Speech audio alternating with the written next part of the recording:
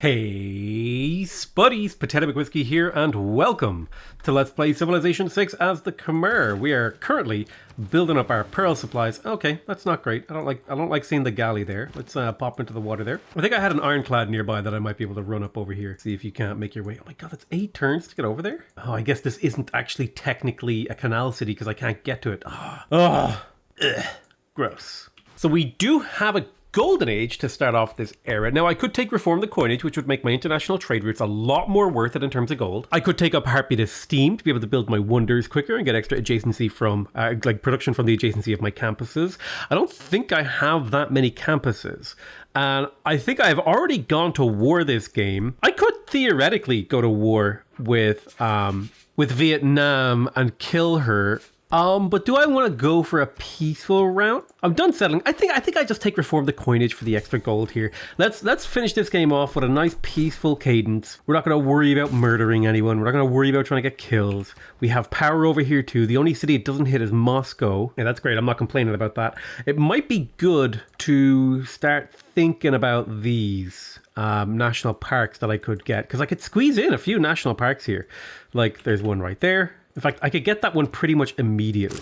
So I could pop that in there, maybe get a builder or two to fill it out. Oh, that's right. I also have Moksha over here. Well, let's go ahead and faith purchase the holy site, because that's like huge value. Boosh, holy site placed. And then I guess I'll also faith purchase the harbor here. Boosh, huge value. And then I can use gold to like rapidly upgrade this city. Oh, I spent a ton of faith on getting amenities from garrisons, but I guess that card went obsolete sooner than I thought. I thought it didn't go obsolete till like Cold War. So I thought I would have at least, 10, 20 turns with that tech, because I would pick up cultural heritage, I would pick up ideology, suffrage, as well as capitalism, maybe nuclear program. But that went obsolete a lot sooner than I thought it would. Yeah, apparently it goes obsolete at mass media. Okay, so I need to adjust my expectations in future with that one. But yeah, we are heading now towards ideology, which I'm kind of excited about. And I guess I do get to slot in something. I mean, veterancy is fine. Maybe industrial zone adjacency bonuses works out. It gives me extra production in my capital where I'm building the Cristo Redentor, so it speeds that up a little bit. All right, I've been forgetting to sell. My stuff. That is something I have been forgetting. Just sell it all for whatever we can get. Sell off some iron and niter. Sell off some niter and some coal. No one wants to buy aluminum. Nice, we have electricity now, so we have the option to get seaports, which can allow us to generate some goods. I believe we could use olives right now. I think that's the only one we have right now is olives. But yeah, we would need to have a seaport. That could be really, really useful for turning this into a builder production hub. So maybe getting the harbor in here should have been a higher priority. Yeah, let's faith purchase the neighborhood in here for the extra 6 housing. Perfect. 2 era score as well for this era. And then we'll go ahead and slap Moksha in somewhere else. Boom, national park, tons of extra amenities. I need to start thinking about using my cultists now to start getting relics, because I have so much room for relics. Like, look at all this room I have. I have a room for a relic here, room for a relic here. Yeah, I have so much room for relics. So I think it's time to get the cultist train going. Pretty much, I would say most of my faith is going to be going towards cultists for now. Oh, I thought someone took Sinbad this game. I guess I can grab Sinbad for the extra era score and the fact that he's a hero. So take 20 turns. It's like building a wonder now at this stage. And we actually got Hanapu and Jablanque. I don't know how to say the name, but that's another hero, which means more heroic relics. It means more era score, all sorts of fantastic things. Oh, wow. I can get a full monopoly on salt and on silk here. Okay, that's going to be super powerful, because I think that should give me like a massive boost to my culture output. I'm already getting 126% from luxury resources. So killing Russia was actually the biggest move I could have made this game, because it gave me 2 full monopolies. So I want to settle this city. I'm going to have to plant a governor in this city. And I think it might be Liang. Yeah, let's just park Liang in here. That should cover most of the loyalty. God, I love being suzerain. I love it. I love being suzerain of Auckland. You get so much production from your water. It's insane. I have a full monopoly over citrus as well. Hang on a minute. That can't be right. Did this guy really have 3 full monopolies here? Citrus, silk, and salt? Is he on his own continent? Where did the diamonds spawn? my God, Russia just rolled really, really well. There's 3 luxury resource monopolies, full monopolies within this one chunk of land, right? That contained Russia's empire. That's insane. No, Georgia canceled their open borders with me. So I can't kill their resources anymore. I need to get her to not hate me anymore. So she denounced me for another 16 turns. You've denounced me for 12 turns. You've denounced me for 16 turns. And you've denounced me for 16 turns. So maybe 16 turns from now? Most of these grievances should go away. I think people should start having a cool opinion of me again. Brazil wants a research alliance. You know what? I'll take a research alliance, Brazil. That seems good. So ideology does give us the ability to build an additional spy and the economic union card, which is one of the best cards in the game for any sort of coastal play because it doubles the power of your thingies. And this is really, really hard now because I absolutely want to have this plugged in, but I don't think I can give up these amenities. How bad are the amenities in my cities? I guess my amenities aren't overwhelming, but if I did lose an amenity, it wouldn't be good. So I think I'll wait until I have democracy to plug in the economic union card, even though it's like my favorite card in the whole game because it just makes your coastal cities like ridiculous. Even 5-year plan is like gross. So a lot of my cards just went obsolete. We can't build walls as quickly as we used to. Veterancy kind of makes sense. I think military research has a bit of a sunset to it. It goes away very quickly. Logistics is always nice for moving builders around. And then otherwise, I don't think there's much else I could plug in aside from maybe Levy en masse or veterancy for the extra production. But these cards don't go away later, and these cards do. So I'll take advantage of the cards that expire first. Do I need to change anything here? No, I think this is fine. Boom! Throw down the silk industry. That's another full monopoly. I just need to get 1 copy of Salt Online. And then I've got 3 full monopolies, and it's going to be absolutely gross once that happens. Yeah, look at that. We're up to nearly 200% luxury resource monopoly. I'm so excited. This game is in the bag, baby. It's going to be the easiest game of my life. I probably should get more trade routes. See, I've been delaying getting trade routes because I can't get trade routes with the people I want to, so I just haven't seen the reason to get them. I guess I am missing out on a lot of value. All right, we got a great admiral and a great general. Not really much use for those guys, but I guess getting a free privateer with a promotion is worth some era score. Now, in Priya here, I could get the seaport, and by getting the seaport, I would be able to get the pearls industry online a little bit sooner, which means potentially a lot more faith, which does get converted into gold and science and all those other good memes. So I've been talking for a while. Right, I unlocked democracy. I think it's only been a couple of turns since I started talking, and we kind of skipped over some stuff. The short version of things is we actually have democracy now. Bada bing, bada boom. We have public works plugged in, so we can get extra builder charges. We have New Deal plugged in, giving us a ton of amenities and houses. We have economic union plugged in, giving us extra adjacency on our harbors for that extra production and gold. We have Merchant Confederation plugged in for extra gold. We have colonial taxes plugged in because we took over Russia, which means we get a ton, and I mean a ton of production of gold from that. Then we have Monarchic Legacy and Republican Legacy plugged in for all the extra housing and amenities and the diplomatic favor and stuff like that. And then I just have military research for that little smidge of extra science that I'll get. That'll go away very, very soon. But we are cranking. We're also getting relics. Boom. We started generating relics from these cultists. I'm kind of sad that I missed the first relic because I kind of made a little deal of it. I was like, oh, look, we got a relic. Yay. And you guys didn't get to see it. But our tourism is insane right now. Like, we're up to 66 out of 170. We're making 800 tourism per turn. It's getting multiplied by 2.5-ish. So religious tourism is kind of getting stomped down there until I get Crystal Redentor.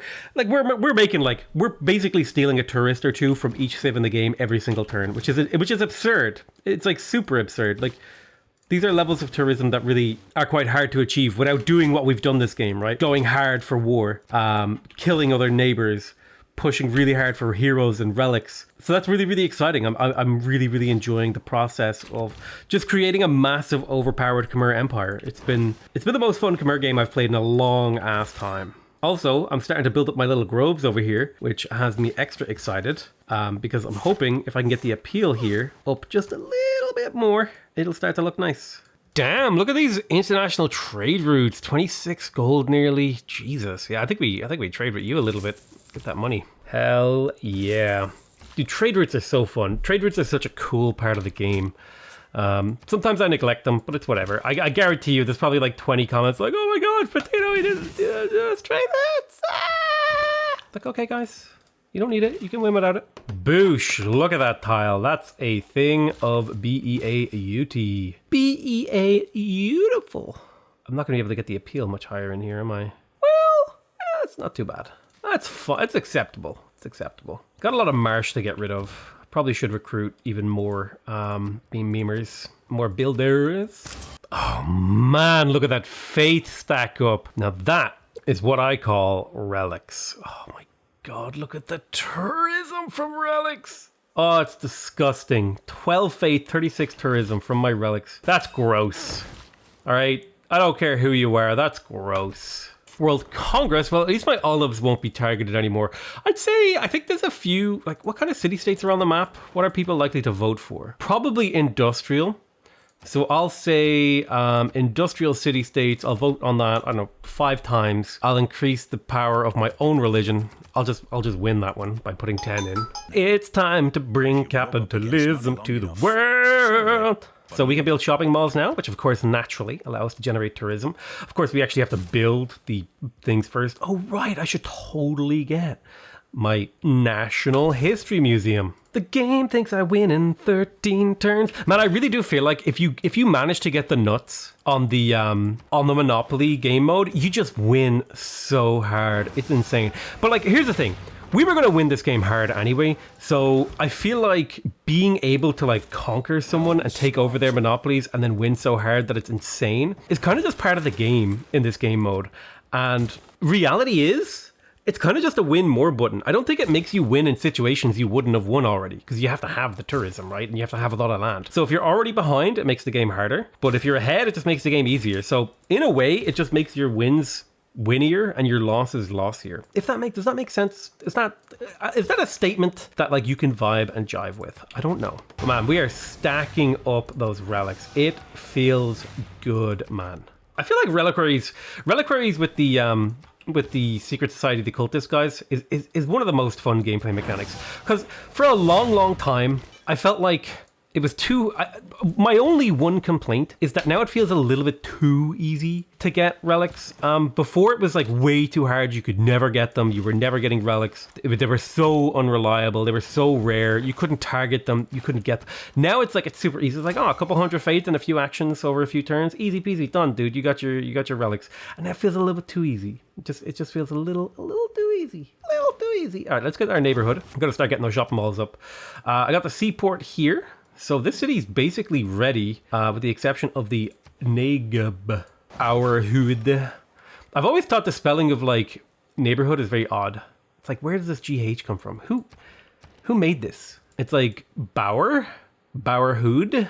I'm pretty sure like the Irish / British English version of neighborhood is B-O-U-R, unless I'm insane and I'm just adding U's where they don't belong. Morbus will fact check me in the edit, because that's his job. He's my fact checker. In fact, that's incredible. I can just say wrong shit and he can just put up disclaimers like this is not actually true, and I can literally say whatever I want. Now that's provided he's willing to give me like an ounce of charity and actually do that. Also, we got a seaside resort for +3 score. I could just be like, yeah, the moon's made of cheese. They were like, your mom loves me. I could say whatever I want, and it doesn't matter if it's not true, because I could be like, listen, we got the facts on the ground wrong, but we corrected ourselves. You know, like we edited things, we made sure it was clear to the viewer that we did not get the full facts on the first go around on this one. So, you know, if you've got an issue, here's the tissue, because we are protected. I feel like, dude, that feels like such a cheating loophole that you could just say wrong stuff, and as long as you correct it like quickly enough, maybe you kind of get away with it. Although I imagine there has to be something against that, because I feel like there are libel laws, and they're like, you kind of made some spurious claims, and this very clearly did some damage, and you guys have some beef, so maybe we're not going to be like as lenient towards you. Oh yeah, I should get a national park over here for sure. So I'll buy this. Faith purchase, the naturalist. He'll pop in there. Oh, I can get another. Ooh, maybe I delete this. Oh, you know what?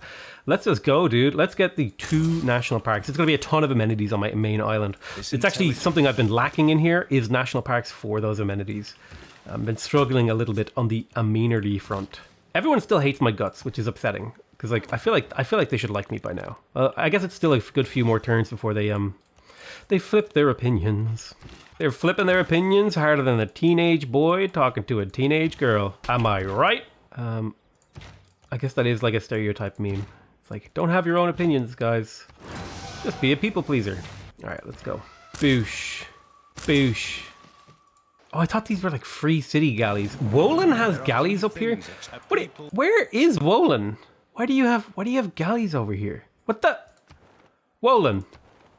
Why do you have galleys over here? It's literally on the other side of the continent, dude. You need to calm down, okay? Go home, Wolan, you're drunk.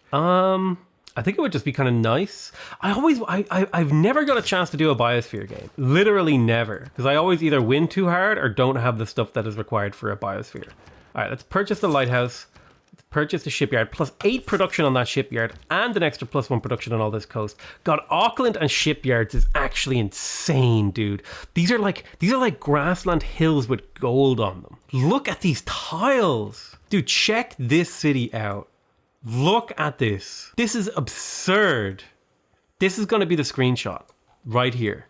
Whatever this is, that's the screenshot. I just want to show off these insane yields. Oh, that's disgusting. I like how my ironclad has found like a trio of galleys just like hiding in this bay. Hopelessly like in the knowledge that they're completely out of date technologically. Ooh, a significant blizzard. There's refining. Okay, oil. Cool. We got ourselves an archaeologist.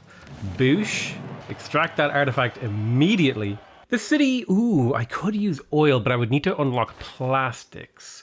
I am going to research plastics in the near future, so a builder could probably help me out with that. I reckon, tourism-wise, of all the things I could get, water parks and neighborhoods would give me the most amount of tourism. Water parks would also give me tons of amenities, which is kind of neat, so I'm kind of tempted by that. I also like the idea of getting my neighborhoods at long last in order to grow the city even more with the public transport card. So we're gonna maybe look into doing that. More relics, juicy. Man, I'm just getting so many relics now. It's absurd. This is the best. This is like really the best part of the New Frontier Pass was the Secret Societies game mode. I feel like it was Secret Societies, maybe Heroes and Legends. Like in terms of just fun, maybe Heroes and Legends, but like in terms of actual something that could potentially be balanced and be a part of the game, I feel like Secret Societies fits there really, really well. I think it's only a problem when you like combine Secret Societies with Heroes and Legends and Monopolies. Like each one of those modes on their own is actually kind of okay. It's like the combination of them gets a little bit broken, but I think it's totally fine to have an occasionally broken mode because like at the end of the day we play these games to have fun, so a little bit of brokenness, you know, it's fine. It's totally fine. St. Petersburg, I could get a neighborhood. I could actually get a preserve in here. I could kill this tile, put a preserve on it, get 2 tiles. Yeah, you know what? That's fun. I like the preserve. I like building the preserve. It's a satisfying thing to do. I don't care if it's not like the meta or whatever. Like, I like playing around the meta, but for me, more than anything else, this game is about having fun. Like, this game is my job, so if I'm not having a good time playing it, I'm going to be miserable. So I'm far more interested in like fun strategies that like win rather than like just strategies that win. Because if I was playing strategies that win, I would play the exact same game essentially every game. I would go to war with someone early like I did in this game. I would re-roll until I had like the perfect starts and all this sort of stuff, which I do that sometimes like for my live streams. Like I'll re-roll a few times. Like if I don't get a start that's good and I'm not in the mood for a hard game, I'll just re-roll a couple times. Who cares? It's my game. I'm allowed to play it however I want, and you should too when you're on your own. But yeah, like I'll re-roll every now and again. But most of the time I just jump into the game because I'm not looking to win, sub 200 turns every single game. I just want to try out new strategies and see. Oh, cool, dude. That was like really satisfying to see the numbers go up. There's just something so visceral about like clicking this button and knowing that this city is going to have a ton of amenities in a little while. And that's what I look for as a player. It's like that visceral, delicious feeling. Let's buy the shipyard. Let's buy both. Let's buy the seaport as well, and then we'll get to work on the preserve in here because we placed that preserve a long ass time ago. It's about time we got to work on it because I want to see the nice yields here. This city's mostly working water, so I think it is worth it to buy the seaport here. Because boosh, now all these tiles are worth so much more gold. Like the city is raking in over 100 gold. Like just think about how crazy that is. Where am I getting a 25% gold modifier? Oh, it's on a different continent. Yeah. So it's getting 13 gold from faith, right? Because the city makes a little bit of faith from things like old gods. It has a holy site, all that stuff. 3.3 from faith, not a lot. 13 from trade routes. 8 from the harbor.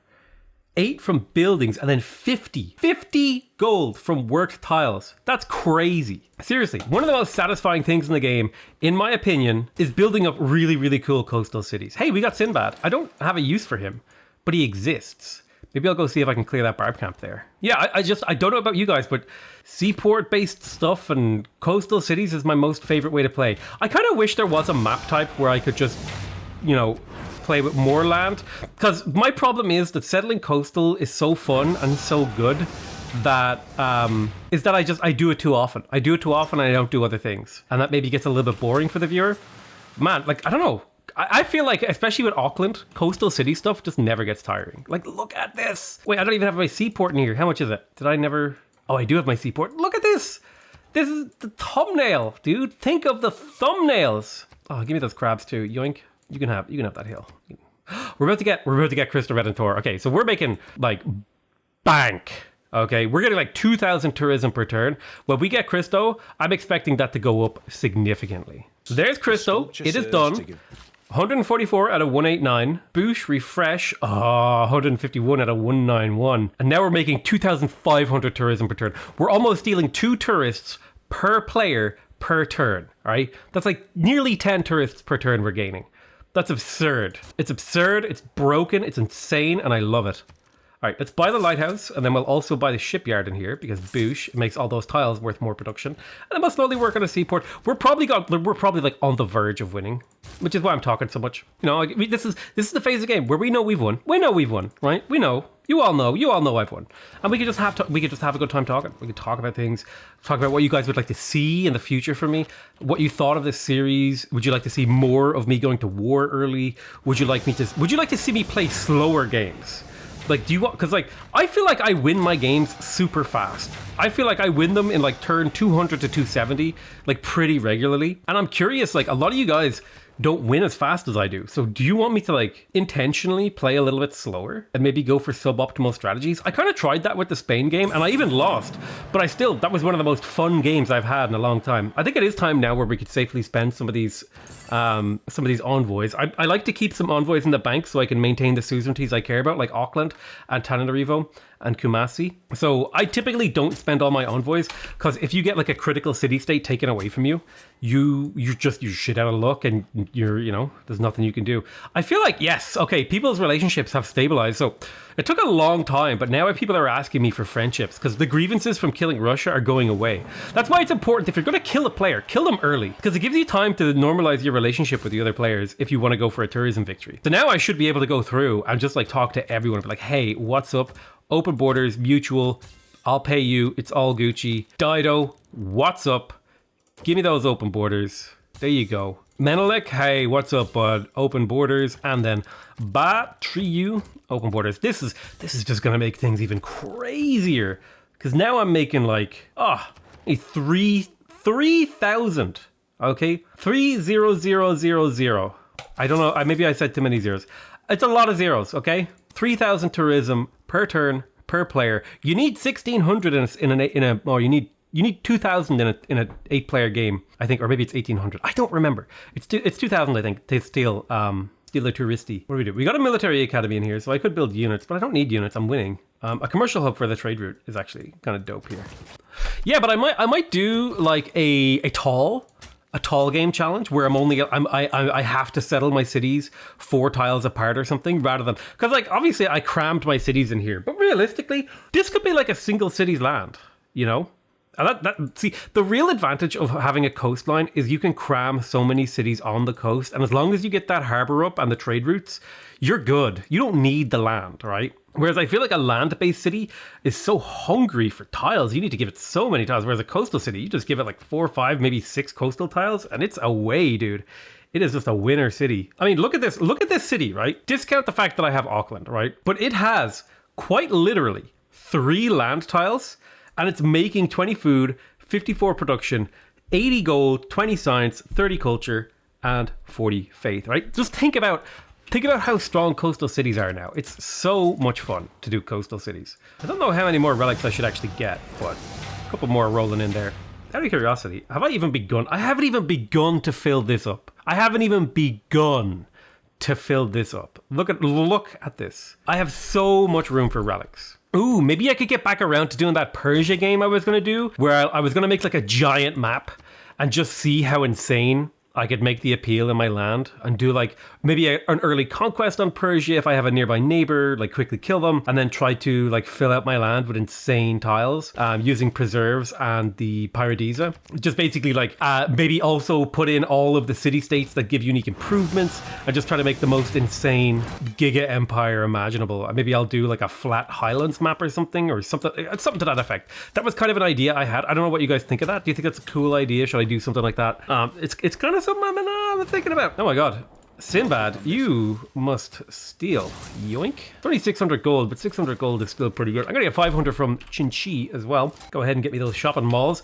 I'm building a lot of shopping malls right now. I'm also repairing a lot of stuff. I don't know how this got damaged. I'm not gonna lie. I don't know how that got damaged, but it did. And that just did happen. I never built a holy site in here. Oh yeah, I was meant to build a holy site. No wonder the city hasn't grown quite as much. Is this not on a river? Why is the adjacency so low here? Weird. Oh, because I haven't placed this yet. Ah, okay. Yeah, that makes sense. Boom. Oil rig. Boosh. Retire. All right, we got a cultist. Up you go, buddy. Boosh. Boosh. How close are we to winning? Oh, that's gross. 181 out of 205. It's only turn 193. That's gross. Actually disgusting. This civ is legitimately broken, okay? Alongside, now maybe you could say it's the game mode or whatever, but to be fair, right? I didn't spawn. I got bad luck this game in some sense. I was on my own island. I had no one I could declare war with easily with Domries. I had to do a whole bunch of hero stuff and actually launch them across the water. But yeah, I didn't even get a lot of rivers this game. I had to make coastal cities as the Khmer and like try to find rivers to build my holy sites on. I would say this was a good game for Khmer, but I think this is definitely far from what Khmer is looking for in a game. It was like super not crazy optimal. But is there anything more satisfying than like seeing all these improved tiles? And like when I hover over my city, you can see my city's working them. This city, maybe I should give the city some more tiles because it's not, it doesn't have coastal tiles to fall back on like those other cities, and those coastal tiles for this city aren't very good. I mean, they're good. They're just not as good, I guess. Let's buy the Grove. Boom. Oh, man. This is the episode of the yield. This is the thing. If you are a person who wants to make a 4X game, this is what you need to realize, okay? 4X game players are yield coomers, okay? If they can take a tile from being like 1 food, all right? If they could take it from being like 1 food to being like 5 food, 4 production, 4, this is what Civ players live for, okay? This is like, if people are having wet dreams about Civ, they're looking at these kind of tiles, okay? 100%. 100% of the time. And like, the most important thing isn't actually like how many yields are on a tile. The most important thing is how many different yields are on a tile. And like, you want at least like 2 to 3 of each. Because like, if you look at this tile, it's like, oh, that's cool.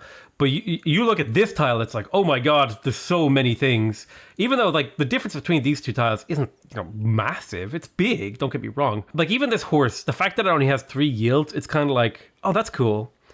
Like a single yield tile, like I'm trying to find like a really high food tile that I have somewhere. Yeah, like this. Like, oh, 6 food, a hammer, and a fate. It's like, oh, that's cool, that's nice. And then you look at this wheat and it's like, oh, that's okay.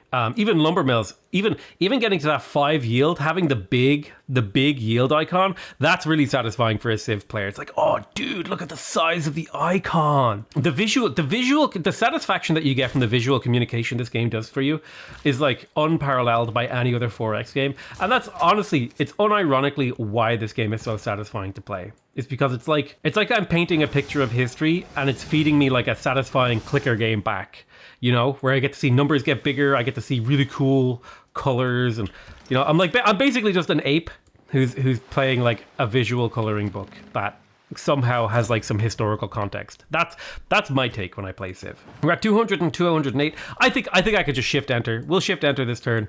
I have 2,000 gold. Is there anywhere I want to buy a seaport? Anywhere I want to buy a seaport to like maybe make cool yields or something? No, well, maybe here. Right, I'll buy it in Indrapura, right? We'll buy. Now look at this. Oh man, Like, look how crazy this is, though. 216% from luxury multiplier. I have a 48% control of pearls. I have a full monopoly of salt. I have a half monopoly on olives. I have a full monopoly on silk. I have a full monopoly on citrus. And then otherwise, I think I just have a smattering of control. I wish I could get another diamond. There probably is a diamond somewhere inside my territory that I just haven't improved. In fact, I'm almost guaranteeing you. Hang on. Diamonds, search. So there's 1, 2, 3, 4. No, okay, never mind. There's only 4. But yeah, I think that, if I shift enter here, that's all she wrote. Sure, we can have a cultural alliance. Milady, Georgia. Choose production. And yep, that's it. We won 211 out of 210. Won on turn 196. Easy game, easy life. This has been one of the most fun games I've played, purely because I got to play my favorite civ, who got reworked in the most broken combination of game modes, alongside getting an isolated own continent start. Like this was like the perfect god roll of just having an incredibly fun game. And I think future 4X and Civ games really need to like focus on this, right? This thing right here. The looking at tiles and being able to very easily parse them and see that, oh, that's a lot of food, or this tile is awesome. And then you have to make it so that you only ever work like a few of those tiles. Because like, if you imagine, I just had like an entire ocean full of like 1 food tiles, but I worked 30 of them. Having like one of them be +6 food, it's like, who cares, you know? Whereas if I have, you know, if I can only work like 4 or 5 coastal tiles and one of them's like 5 food, 5 production, 4 gold, 1 science, you like psychologically, this is a much more satisfying tile to have like a part of your empire. And it's also much more frustrating if someone else takes it from you in war, or steals it through border popping or something like that. So let's go ahead and shift enter and end the turn again. If you're curious, shift enter is when you literally press the keys shift and enter, and it just force ends your turn. Easy clap, easy Katka, great game, very fun. I think did I have a reload in this game? I think I had a reload early because I missed a golden age. And I think also that reload was a big part of it. But again, this was a game just purely for me to have fun, right? And show off and talk a little bit about the game and just enjoy this new Civ in a low pressure environment. I think I might do something a little bit more challenging next run, or maybe a little bit different. But yeah, I really hope you guys enjoyed this series. There's the number of combats, cities captured. I captured a lot of cities this game. There's buildings constructed, you can see here. Typically, I'm behind for a very long time, and then I steam ahead. Cities founded. I founded the most cities in the game. Honestly, if you are able to figure out how to survive and settle and conquer the most cities, you will win 100%. 100% of your Civ games. Let's have a look at player culture. Yeah, this is the Khmer. Look at this Khmer culture, dude. And Khmer faith as well. Oh, man. Khmer faith is actually so strong because normally you don't get ahead in faith until around here. But the fact that I won over here, like it just compressed my growth curve so much. Total religions founded. I was even last to my religion, dude. And we actually built a few wonders this game, which usually I don't really build wonders because I feel like it's a lot of work for like a mediocre game. I'm kind of more of I'm gonna just brute force the game by building lots of cities kind of player, because that's what's fun to me. Yeah, I love you all very much. I hope you guys enjoyed this series. Let me know what your thoughts are and what you'd like to see me do next. And I'll see you guys next time. Bye-bye.